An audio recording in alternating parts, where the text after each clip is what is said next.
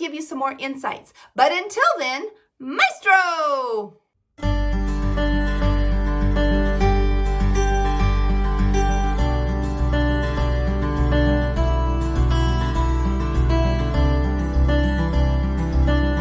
Hey, it's Jodeen, and thank you so much for being on this channel. I love all the likes, the comments, and more importantly, all of the shares that you guys are doing out. Thank you so much. I'm very, very grateful.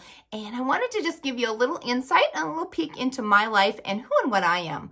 I am from a little town that is in the middle of nowhere. I'm 42 miles from the Canadian border, 58 miles from the Montana border, and 82 miles from the closest Starbucks drive-thru. So, gives you an idea of where I'm at. But happy to be here. So excited. I grew up in the little town called Tioga. It's the oil capital of North Dakota. I was only 18 days old when I attended my first concession stand. So I really do feel I have been, an entrepreneur my entire life. And with that, I grew up on a farm. My parents always had side hustles. My mom was a school teacher as well as worked in a restaurant on weekends. We did craft shows. She had a garden the size of a football field. We were always at open markets and at craft shows. So really did a lot of work, my entire life. And so I didn't realize that the rest of the world didn't have like 29 different incomes coming in. I just assumed that's what everybody did.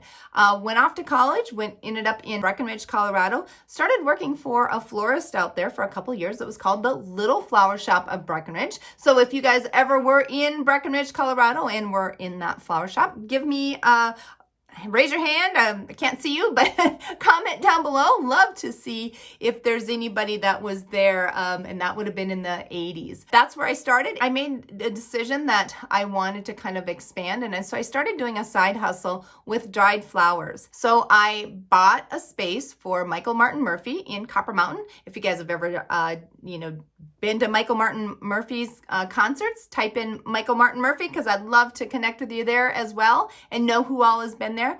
But it was a beautiful venue, bought a little tent space, had all the dried flowers. I used every stem in the house and created this big display for Michael Martin Murphy's, the craft show there. So I got a tent, and that started my journey for really wanting to do some entrepreneurship. Now, here's what happened. The first day, I sold out completely. Now, keep in mind, this is about 27 years ago, and I had sold over $3,000 worth of dried floral arrangements. I had 2 more days to go. So what I did is I offered to deliver these pieces, which a lot of people were already asking us to do because I'd made some really large displays. And so I was able to create special orders and custom orders for everybody. And that worked really, really well. Now, it ended on Sunday, and 2 days later, our second daughter, Shelby, was born. So how I rolled, I just, worked hard and just rolled with the punches. So as soon as I was able to, get back up into it, I created the custom orders and delivered them to everybody. Obviously, they knew that I was about to have a baby at the show when they purchased them. So I gave them, asked for a little bit of grace, and all of them did. So it worked out well. Then I made a decision I wanted to open my own flower shop. So I did. I opened it up on Main Street of Breckenridge. The first one was called Everlasting Treasures because I did a lot of the dried florals, but was also doing the fresh flowers. Back then, there wasn't Google or Yahoo or any search engines. So it was the Yellow Pages. And to be listed in the Yellow Pages, that first spot was very, very important because everyone started at the top and worked their way down. With that, I made the decision I wanted to be at the top. So I changed the name to A Blossoms Emporium. A gets you at the top of the list alphabetically. So that became my name for the flower shop in Breckenridge. Did amazing work there, a lot of weddings. In fact, on Labor Day weekend, we had 28 weddings the last year that I was open. Our family was growing. We had 4 children and wanted to really just buy some land. It was very expensive in Breckenridge, so we made a decision that we were going to move back to the Midwest. We ended up in Abilene, Kansas. In Abilene, Kansas, I worked for Kaw Valley, had a great experience there, helped them with some of their side markets they opened up in Abilene and Clay City.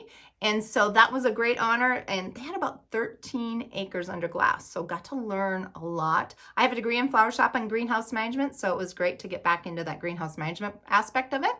And then the oil boom was starting here in North Dakota. So we made the decision to move our family. So it's been about 14 and a half years ago back to North Dakota where I was originally raised. With that, I worked for the economic development for a short time. During that period, I was able to copyright Oil Capital of North Dakota for Tioga, and it proved to be a good thing because we had several cities around us that was trying to steal that, but we had the first oil well here in North Dakota back in 1952 with the Iverson Discovery Well. So I wanted to make sure that we preserved that and we had that legal right to do that. So I was able to do that for them.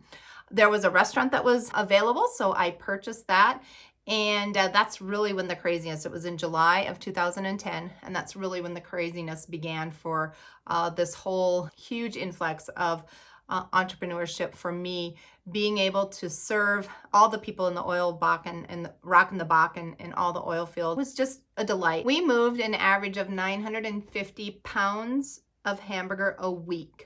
Yeah, that's equivalent to 2.5 dead cows. It was crazy. And I have to say my greatest attribute to being able to survive and be able to do that was my daughters. We have 5 daughters and they came in, on a second's notice and really picked up the slack when all the craziness, because you never knew. I actually worked in the restaurant 167 consecutive days before I took a day off. It was everything. Every day there was something new. It was crazy. If you've heard any crazy stories about rock in the Bakken, I'm telling you, it was crazy. And I'll get into that as we go through this channel, but I just wanted to mention that, thank my daughters for, them being able to help me. And about 4 years ago, and I also want to note, I've always been a guerrilla marketer. When I had the flower shop, I purchased 1,000 roses. And I gave away 12 roses to everybody that came in with the idea and concept and asking them to give 11 of those roses away to 11 different people, just to spread some goodwill. So I've always been one of those marketers that have looked outside the box. That was fun, had a great time, but I'll tell you, all the media that I got out of there was crazy. I've got a radio station that came in and interviewed me. I had a TV station that came in and interviewed me. We got into publications, we got into the newspaper, and more importantly, just the word of mouth. So it was an amazing time and really, really just had a great day doing that, and it paid off tenfold for me. So I've always done guerrilla marketing, like I said. Really, about 6 years ago, I started getting into digital marketing just with Facebook and, Instagram and all these things coming on. I knew for a restaurant, I did have a page for that. It really hadn't picked up too much around here. And part of that too is most of the guys were out in the field, so they didn't have service. Utilize, the Facebook group as much as I would now. I used the 8 by 5 inch postcards for the restaurant. With that, anybody that placed an order, I would say, hey, put this up in your visor so that you can give us a call the next time you need to eat lunch. Well, what would happen is when that sun was coming up, or they'd jump in their vehicle and pull the visor down, then that menu would fall down into their lap, and that whole subliminal message started to seep in. And so obviously it worked. Like I said, we moved 950 pounds of hamburger a week. So enjoyed that, was a blast. And then about 4 years ago, that's kind of when things really changed up for me. First, my mom passed away, and she was 92 years old. She was my greatest mentor. She was my biggest fan, and we were just really, really close. Then about 3 months later, my dad passed away, and that was hard. I'm the youngest of 6 kids, and I was definitely daddy's baby. And so, working through that, then the valve kind of got turned off here in the Bakken. And so we decided to close down our restaurant. And then 8 months later, my ex-husband of 33 years decided to walk out on me. And that's really when I just, felt like I was all the way under the bus and went through some depression. And that was really where, even suicide was looking inviting. And when I had that thought, I remember vividly the words that my mom, her parting words to me were, go out and be so successful that you piss them off even more. And there's a whole story that goes with that, and we'll probably get into that. But that was enough to really say, okay, I've got a purpose. I'm here. Let's see what I can do. In December, when Clubhouse became available to me, I walked on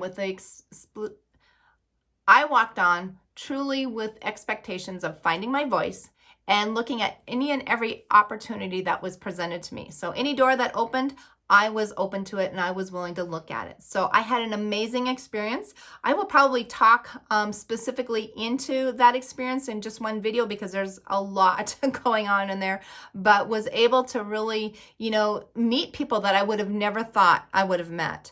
To be able to have a personal conversation with Grant Cardone, Ty Lopez, Sharon Letcher, who is the co-author to Rich Dad, Poor Dad, Russell Brunson, who introduced him, all these amazing people that really just, I would have never thought the 1st of December, I would have never believed the 1st of December that I would be, even having conversations with these, let alone introducing them to the stage and really getting to know that. And had the opportunity to bring Master Sri Akashana on, the yogi with the Lamborghini.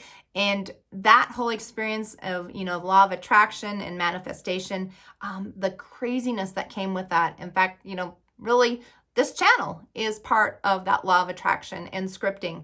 And so I thank Master, Namaste. Thank you so much for introducing me to, the power of YouTube and being able to touch people's lives and really just become, a person that can influence and be able to help others is just been an amazing experience. So I just wanted to share a little bit about my life. I wanted to give you the opportunity to really, know who and what I am. If you have any questions, reach out. I love answering questions. I've, my mom was a teacher, so I grew up learning how others taught, or, she was my role model. And so I love helping and love teaching people new things. So if you have any questions, please, let us know. And just thank you so much for being here on the channel. If you feel like this is going to add value to you, make sure you like and hit that like button. And, more importantly, that More importantly, hit the subscribe button so every time that we do put a new video out, you'll get notification on it. And if you feel that this can help somebody or give them some insight and they want to know more about entrepreneurship and more importantly, Clubhouse, make sure you share this channel with them because we want to spread the word. We want to help people and get them so that they can help find their voice and really utilize the app as much as they can. So thank you again. And more importantly, just remember, my name is Jodeen and I am addicted to Clubhouse.